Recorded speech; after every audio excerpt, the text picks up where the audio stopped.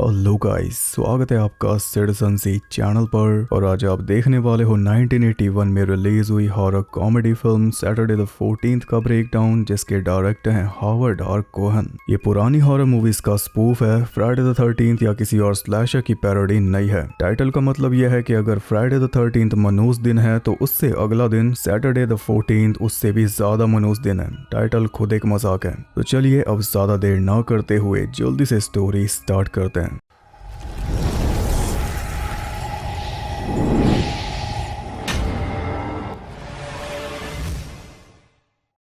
Movie के start में हम एक वैम्पायर कपल वोल्डेमॉर और उसकी वाइफ योलांडा को देखते हैं, जो एक पुराना सा खंडर हुआ घर खरीदना चाहते हैं, क्योंकि उस घर के अंदर एक ऐसी किताब है जिससे पूरी दुनिया पे राज किया जा सकता है, बुक ऑफ इविल।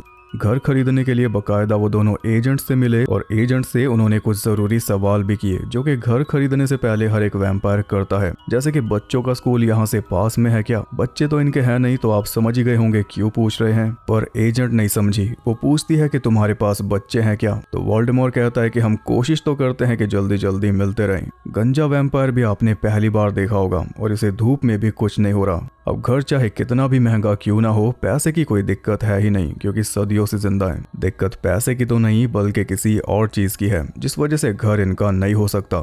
दिक्कत यह है कि जिस अंकल का ये घर था, मरने के बाद ये घर उसने अपने नेफ्यू के नाम कर दिया है, जो कि अपनी फैमिली के साथ इस घर में शिफ्ट होगा। लेकिन वसीयत में अंकल ने एक बात साफ साफ लिखी है कि यह घर शापित है। शाप क्या है वो वकील बता पाता उससे पहले ही खुद निकल लिया। इतना खतरनाक शाप है। पर फ्री में घर मिल रहा है, इसलिए जॉन खुशी खुशी सारा सामान लेकर घर में बसने पहुंच गया। उसकी फैमिली में है वाइफ मैरी, जो कि उसकी रियल लाइफ वाइफ है, बड़ी बेटी डेबी और बेटा बिली, जो घर में सबसे स्मार्ट है, वरना बाकी तीनों ढक्कन है।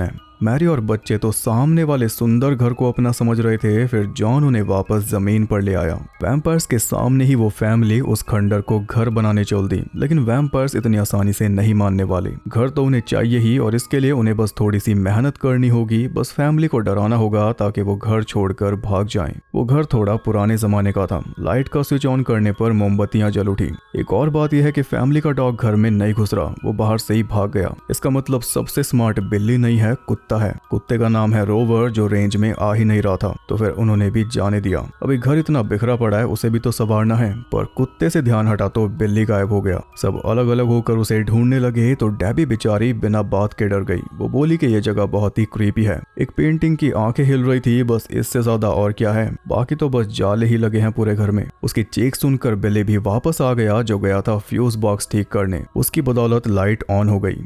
रात में जब डेबी टीवी देखने बैठी तो टीवी के हर एक चैनल पे सिर्फ ट्वाइलाइट जोन आ रहा था, और टीवी की आवाज कम कर रही थी तो उल्टा बढ़ती जा रही थी, इसलिए टीवी उसने बंद ही कर दिया। मैरी तो घर की सफाई में ही लगी हुई थी। जो भी कैबिनेट्स में खोपड़ी वगैरह नॉर्मल चीजें मिल रही थी, उन्हें साफ करके दोबारा रख रही थी। पर खोपड़ियां थोड़ी शरारती थी, उन्हें गंदा होने का शौक था। इसी बीच वैम्पायर जोड़ा बाहर अपनी कार में बैठा हुआ परेशान हुए जा रहा था कि कहीं इस फैमिली को वो किताब न मिल जाए। पर किताब से पहले फ्रिज के अंदर जॉन को अपने अंकल का नोट मिला, जिसपे बस इतना लिखा था कि किताब को मत खोलना। पर यह बात बिली को कौन बताएगा, जो किताब खोल के बैठ चुका है। किताब के फ्रंट पेज पे साफ साफ लिखा हुआ था द बुक ऑफ इविल। जो भी इस किताब को खोलेगा वो इस किताब का सारा इविल दुनिया में रिलीज कर देगा। अगले पेज पे लिखा था कि फ्राइडे द 13th के दिन बुरा होता है, पर सैटरडे द 14th के दिन उससे भी ज्यादा बुरा होता है। ये सब चेतावनियां पढ़ने के बाद भी बिली पन्ने पलटता गया, और जैसे जैसे वो पन्ने पलट रहा था, किताब के अंदर बने मॉन्स्टर्स किताब से निकलकर रियल वर्ल्ड में आते जा रहे थे,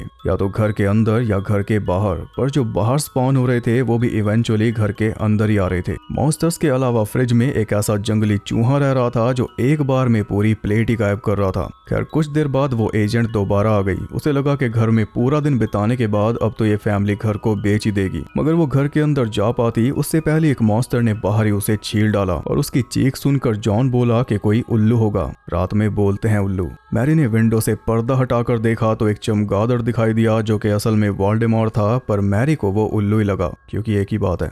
रात में जब बिली सो रहा था तो एक मॉन्स्टर उसके रूम में आ गया। बिली की चीख सुनकर मैरी जाग गई और उसके बाद जॉन भी जाग गया, पर जॉन कुछ इस तरह जागा कि उसका सर लगने से मैरी दोबारा सो गई। जॉन को फिर से उल्लू की आवाज लग रही थी, पर जब जाकर देखा तो वो बिली निकला। अब जैसे पेरेंट्स अपने बच्चों को समझाते हैं कि मॉन्स्टर कुछ नहीं होता, वैसे ही जॉन बिली को समझा रहा था। पर दिक्कत ये थी कि मॉन्स्टर पूरे टाइम जॉन के पीछे ही था और बिली के सामने। जॉन बिली को समझा रहा था कि चुपचाप सो जा, सुबह तक सब कुछ ठीक हो जाएगा। पर बिली सुबह तक बचेगा तब ना। उसे जबरदस्ती बेड पर लेटाकर जॉन चलता बना और जाकर आराम से मैरी के साथ बातें करता हुआ सो गया। उसे पता ही नहीं चला कि मैरी बेड पे है ही नहीं। वो तो जब हवा को किस किया तब उसकी आंखें खुली। मैरी को ढूंढने लगा तो कुछ देर में मैरी खुद उसके पास आ गई, हाथ में गुलाब और गर्दन पे वैम्पायर के बाइट मार्क्स लेकर। यानी वोल्डेमॉर्ट ने इसे लपेट लिया है। अब रोज रात को इसका खून पिएगा जब तक ये मर नहीं जाती। और जॉन तो वैसे भी अंधा है, उसे क्या। इधर मॉन्स्टर बिली की फील्डिंग लगा रहा था, पर सही टाइम पर बिली ने वो किताब आगे कर दी तो मॉन्स्टर उसका कुछ बिगाड़ नहीं पाया, क्योंकि किताब के आगे सारे मॉन्स्टर्स बेबस हैं। किताब से मार मार कर बिली ने उसे घर के बाहर फेंक दिया और जॉन ये सोचता रह गया कि उल्लू इतनी आवाज आखिर क्यों कर रहे हैं। गंजा वैम्पायर भी पूरी नजर गड़ाए बैठा था और उस मॉन्स्टर को देखकर वो समझ गया कि फैमिली को किताब मिल चुकी है। 300 साल से उस किताब को ढूंढ रहा था और हाथ लग गई किसी और के, पर हार तो फिर भी नहीं मानेगा। अगली सुबह फैमिली इस बात को लेकर बहस रही थी कि आखिर रात के बर्तन धोए किसने, पर जिसने भी धोए उसके हाथ बहुत बड़े हैं, ये सिंक में पड़ा हुआ ग्लव बता रहा है। सुबह सुबह डेबी ने टीवी ऑन किया तो उस पे फिर से ट्वाइलाइट जोन आ रहा था। अब जॉन और मैरी तो शॉपिंग करने चल दिए और मैरी को धूप थोड़ा परेशान भी कर रही थी, क्योंकि वो वैम्पायर की चपेट में आ चुकी है। घर से बाहर निकले तो उन्हें पड़ोसी पुलिस वाला मिल गया, जो बोल के गया कि अगर कुछ भी जरूरत पड़े तो बस चिल्ला देना। उनके जाने के बाद डेबी नहाने चली गई, पर उसे ये नहीं पता था कि बाथटब में शार्क तैर रही है। वो पानी में पैर डालने ही वाली थी कि तभी फोन बज गया। फोन पर टेलीफोन कंपनी वाले थे, जिन्होंने बताया कि अब ये फोन आउट ऑफ सर्विस हो चुका है, जैसा कि हॉरर मूवीज में होता ही है एंड टाइम पर। खैर डेबी बाथटब में घुस गई, तब हमें पता चला कि पानी में शार्क नहीं बल्कि गिलमैन मॉन्स्टर है। सुबह शाम गिल। उसकी साइलेंट बातचीत से हमें पता चला कि ये सारे मॉन्स्टर्स बुक के पीछे पड़े हैं, क्योंकि दुनिया पे राज भला कौन नहीं करना चाहता। उसे देखकर डेबी भागी और सीधा पहुंची बिली के पास, क्योंकि बिली के पास हर एक प्रॉब्लम का उपाय होता है। तो मॉन्स्टर को डेबी के पीछे लगा के बिली जल्दी से अपने रूम में पहुंचा वो किताब लेने, और वो जाकर देखता है कि मैरी ने उसके रूम की सफाई की हुई थी और किताब भी गायब की हुई थी। ये प्लान फेल हो गया, इसलिए वो जल्दी से पुलिस को फोन मिलाने लगा, लेकिन फोन काम ही नहीं कर रहा। पर किस्मत से एकदम उसी वक्त वो पड़ोसी पुलिस वाला बाहर से गुजर रहा था और उसने बोला था कि अगर जरूरत पड़े तो बस चिल्ला देना। तो डेबी चिल्ला दी और वो सीधा अंदर आ गया। आते ही उसने मॉन्स्टर के अंदर गोलियां भर दी, जिससे मॉन्स्टर का कुछ बिगड़ा नहीं, उल्टा वो पुलिस वाले को जान से मारकर अपने साथ ले गया। ये सब देखकर डेबी बेहोश हो चुकी थी और असली आफत तो बिली के लिए थी। पेरेंट्स के आने से पहले उसे सब कुछ फिक्स करना था, इसलिए डेबी को ले जाकर उसने बाथटब में फेंक दिया। हाँ, एक बार को वो डूब भी जाती, पर बिली ने संभाल लिया। इसके बाद नीचे जाकर टीवी ऑन करके बैठ गया और जब माँ बाप आए तो उन्हें सब कुछ एकदम नॉर्मल मिला। मैरी डेबी के पास गई, तब कहीं जाकर डेबी को होश आया और डेबी ने भी ये मान लिया कि शायद वो सब एक बुरा सपना था। इतना ज्यादा दिमाग चलता है बिली का। खैर मैरी उन्हें बताती है कि सैटरडे के दिन वो घर में पार्टी रखने वाले हैं, जिसमें सारे रिश्तेदार आएंगे, सैटरडे द 14th के दिन। और किताब में क्या लिखा है वो तो हम जानते ही हैं, साथ में बिली भी जानता है, और घर की सारी टेंशन उसी के ऊपर है, तो उसे जल्द से जल्द वो किताब ढूंढनी होगी। ऐसे ही आ गया फ्राइडे द 13th, जो सैटरडे द 14th से कम मनूस है, फिर भी बहुत ज्यादा मनूस है। डेबी पास वाले स्टोर में गई थी और वापस आकर उसने बताया कि स्टोर में उसे वो क्रीपी कपल मिला था जो इस घर को खरीदना चाहता था, यानी वैम्पायर जोड़ा। उन्होंने डेबी से घर में मौजूद किसी किताब के बारे में पूछा जिसे वो खरीदना चाहते हैं, कीमत चाहे कोई भी हो। ये सुनकर बिली के कान खड़े हो गए। उसे समझ आ गया कि किताब के पीछे और भी लोग पड़े हैं। इसी बीच सफाई करते हुए मैरी एटिक में जा पहुंची, जहां पे चमगादड़ों का पूरा खानदान लटका हुआ था। उन सब ने मिलकर मैरी को नोच डाला। वो तो सही टाइम पर वोल्डेमॉर्ट आ गया, वरना तो मैरी को मैरी हुई बना देते।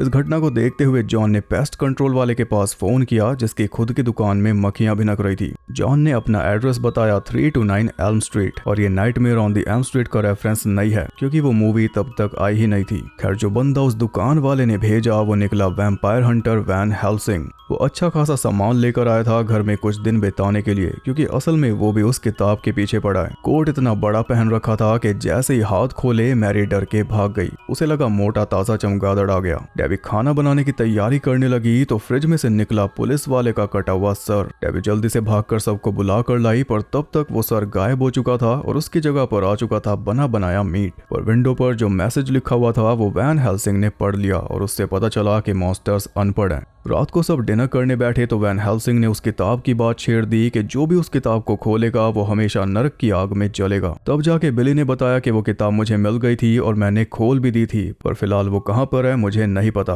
ये सुनकर वैन हेल्सिंग कहता है कि सारी दुनिया का ईविल अब तुम्हारे घर में है। तो जॉन कहता है कि हम इस घर को बेच देंगे, लेकिन मैरी ने साफ मना कर दिया क्योंकि फिर वो छुप छुप के वैम्पायर से नहीं मिल पाएगी। जॉन कहता है कि फिर तो हमें कल वाली पार्टी कैंसिल कर देनी चाहिए, पर वैन हेल्सिंग कहता है कि पार्टी कैंसिल मत करो, जो भी मेहमान आएंगे उनकी एनर्जी का हम यूज करेंगे। अब बस बिली वो किताब ढूंढ ले। पूरा रूम छान छून के बिली थक हार कर सो चुका था। तब वोल्डेमॉर के वश में होकर मैरी चल दी उस किताब को उठाने जहाँ पे उसने छुपा रखी थी वहां से, लेकिन अब वो खुद वैम्पायर बन रही है इसलिए किताब को छू नहीं सकती, तो चुपचाप आकर सो गई। पर बाहर योलांडा और वोल्डेमॉर के बीच झगड़ा हो गया क्योंकि योलांडा को शक हो रहा था कि वोल्डेमॉर का मैरी के साथ कुछ चल रहा है। वोल्डेमॉर बोला कि शादी के 311 साल बाद भी तुम मुझ पे शक कर रही हो, और बस यहीं फंस गया क्योंकि 312 साल हो चुके हैं। योलांडा ने बोला मैं खुद मैरी की गर्दन देख लूंगी, सब कुछ खुद ही साफ हो जाएगा। वोल्डेमॉर की बोलती बंद होने लगी थी इसलिए वो चमगादड़ बन के उड़ लिया, पर योलांडा ने उसका पीछा फिर भी नहीं छोड़ा।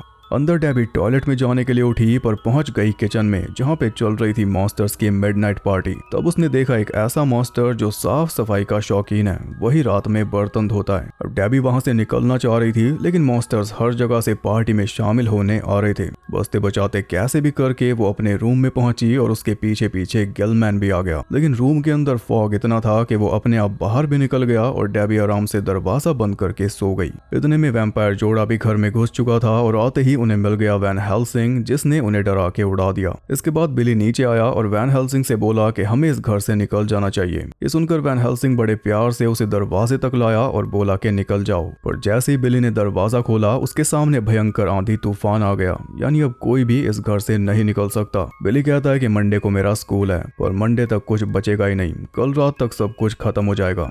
सुबह हुई और आ गया सबसे मनूस दिन, सैटरडे द 14th। ब्रेकफास्ट में वैन हेल्सिंग अपना फेवरेट सीरियल खा रहा था, काउंट चॉकुला। आंखें खोलने के लिए जॉन भी कॉफी का सहारा ले रहा था और ये काम बस कॉफी को देखने मात्र से हो गया क्योंकि कॉफी में खुद दो खुली हुई आंखें पड़ी थी। परेशान होकर डेबी घर छोड़कर जाने लगी, लेकिन दरवाजा खोलते ही उसके साथ भी वही हुआ जो कल रात में बिली के साथ हुआ था। वैन हेल्सिंग कहता है कि पार्टी की तैयारी करो, जितने मेहमान आए उतना अच्छा, क्योंकि हमें जितनी हो सके उतनी पॉजिटिव एनर्जी चाहिए। ये सुनकर बिली बोला कि फिर तो हमें रिश्तेदारों को मना करना होगा। सच में समझदार है, पर मना कैसे करें, फोन तो काम नहीं कर रहे और घर से बाहर भी नहीं जा सकते। ऊपर से मैरी तो कुछ करने की हालत में है ही नहीं, वो तो बेड के ऊपर भी मिट्टी बिछा के सो रही है। जॉन ने पूछा तो बोली गमला गिर गया होगा। वो जॉन को भी लपेटे में लेना चाह रही थी, पर जॉन थोड़ा बिजी था क्योंकि दरवाजे पर डिलीवरी वाला आ चुका था पार्टी का सामान लेकर। जॉन ने पहले से ही ऑर्डर दे रखा था, पर दिक्कत ये हो गई कि वो डिलीवरी बॉय घर के अंदर आ गया, इसलिए अब चाहकर भी वापस नहीं जा सकता। रात में पार्टी शुरू हुई और मेहमान भी आ गए जिनकी एनर्जी का यूज वैन हेल्सिंग करने वाला था, लेकिन उससे पहले मॉन्स्टर्स एक एक करके उन मेहमानों को मारने लगे। मेहमानों के बाद पार्टी में उस पड़ोसी पुलिस वाले की वाइफ एनेट भी आ गई और पार्टी पूरे जोरों पे चल रही थी, लेकिन बिली कहीं दिखाई नहीं दे रहा था। तब हर कोई बिली को ढूंढने में लग गया, लेकिन ना तो बिली मिल रहा था और ना ही वो किताब। हाँ, पर एनेट को एक मॉन्स्टर जरूर मिल गया और साथ में अपने हस्बैंड का कटा हुआ सर भी, जिसे वो बोल रही थी कि कुछ करते क्यों नहीं। साथ ही वो एजेंट भी भूत बन के घर में ही भटक रही थी। ऐसे ही 12 बज गए। 12 बजते ही वैम्पायर जोड़ा घर में घुस आया और उनके साथ था बिली, जिसके पास थी वो किताब। सबने सोचा कि बिली भी वैम्पायर बन चुका है, लेकिन ऐसा नहीं था। यहाँ पे वोल्डेमॉर ने वैन हेल्सिंग की सारी पोल खोल के रख दी। असल में इविल वोल्डेमॉर नहीं बल्कि वैन हेल्सिंग है। ये सारे मॉन्स्टर्स उसी के गुलाम हैं और उसी के इशारों पर सबको मार रहे हैं। वैन हेल्सिंग का जिक्र उस किताब के अंदर भी है। उसे वो किताब चाहिए दुनिया पे राज करने के लिए और वोल्डेमॉर उसके खिलाफ है। इसी बात पे उन दोनों में तगड़ी फाइट हुई एक्सप्रेशंस वाली, जिसमें वोल्डेमॉर हार गया। फिर मामला संभालना पड़ा बिली को। उसने किताब वैन हेल्सिंग के ऊपर दे मारी और वैन हेल्सिंग ने जैसे ही वो किताब पकड़ी, किताब उसके समेत बाकी सारे मॉन्स्टर्स को लेकर गायब हो गई। यानी जो चीज वो हमेशा से चाहता था वही उसकी मौत का कारण बनी।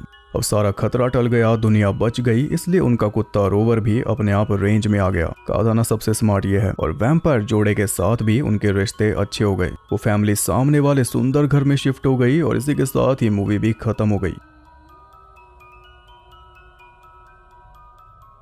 सिली मूवी की सिली हैप्पी एंडिंग। कई जगहों पर मूवी बहुत ही स्मार्ट ह्यूमर दिखाती है जो बस देख कर ही समझा जा सकता है, वरना ये बस एक स्पूफ है, इसे क्या ही सीरियस लेना। पुरानी जो हॉरर मूवीज होती थी उनमें भी कुछ ऐसे सिली एलिमेंट्स होते थे, बस उन्हीं को और ज्यादा फैला के दिखाया इसमें। ओवरऑल ये एक अच्छी कॉमेडी मूवी है। कमाई इसने कुछ खास की नहीं थी, लेकिन बाद में ये ऐसी पॉपुलर हुई कि इसकी कल्ट फॉलोइंग बन गई और 7 साल के बाद इसका सीक्वल भी आ गया, Saturday the 14th strikes back. फिलहाल आपका सैटरडे द 14th कैसा जा रहा है वो कमेंट करके बता दो। कल भी एक स्पेशल वीडियो डाली थी, उससे एक दिन पहले भी डाली थी और आज भी डाली है। कल का देखते हैं क्या बनेगा। अगर आपको मजा आ रहा है तो एक लाइक जरूर कर देना और ऐसी और इंटरेस्टिंग वीडियोस देखने के लिए चैनल को सब्सक्राइब करके बेल नोटिफिकेशन को ऑल पर सेट कर लो, ताकि नोटिफिकेशन भी उल्लू की आवाज निकाल कर आपको जगा सके। और ज्यादा कनेक्टेड रहने के लिए आप मुझे इंस्टाग्राम पर फॉलो कर सकते हो, वहां पे आपको बहुत कुछ जानने के लिए मिल जाएगा और साथ ही बाकी जगहों पर भी, जिनके लिंक्स आपको मिल जाएंगे नीचे। तो मैं आपसे मिलता हूँ अगली वीडियो के साथ, तब तक के लिए सबको बाय।